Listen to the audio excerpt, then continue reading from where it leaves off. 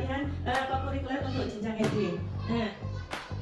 Nah, kita hari ini bahas konsep kokurikuler saja. Sebenarnya kita itu sudah menjalankan konsep kokurikuler. Jadi konsep kokurikuler itu sebenarnya kebiasaan yang terencana. Jadi kokurikuler awalnya itu dia yang pertama.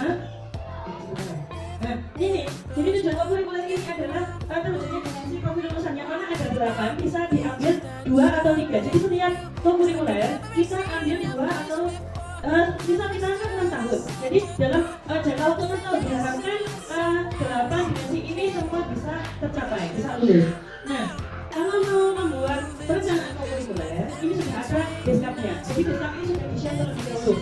Jadi nggak ngawur. Maksudnya ada panduannya. Misal mau keimanan dan tentang materi Yang Maha Esa itu bisa dibuat sistem blok. Misal waktunya bulan Ramadan, kita buat 1 bulan full Ramadan dengan 215 JP itu untuk mengembangkan profil lulusan keimanan dan tentang materi Yang Maha Esa. Jadi nanti Surya ini ada.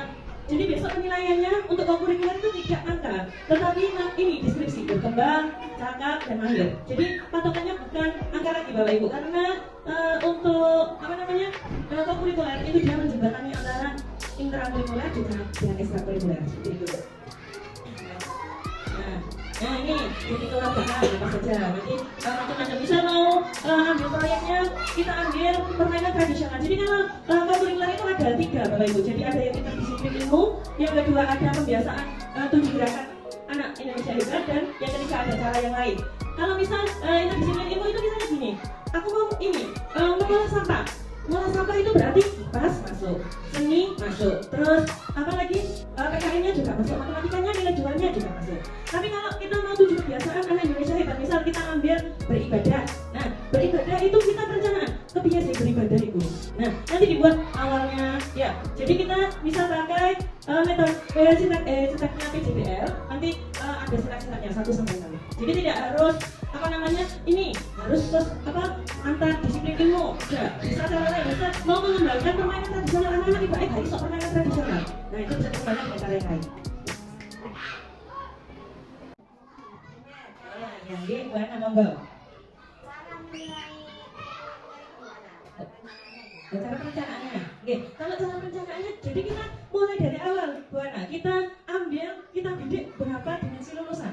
Misal tadi kan ada 8 dimensi lulusan. Jadi dia tidak belajar, kita fokus. Misal semester ini kita fokus kewargaan sama kemandirian yang mau kita bidik.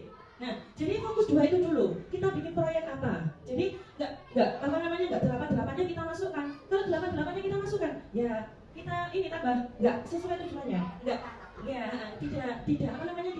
langsung tidak keseluruhan dalam 1 tahap. Soalnya kita di SD itu kan kelas 1 sampai kelas 6. Misal kelas 1 kita luruskan dulu untuk mandiri sama keluarganya. Terus kita di kelas 2 kita mau ambil beriman sama ini komunikasinya.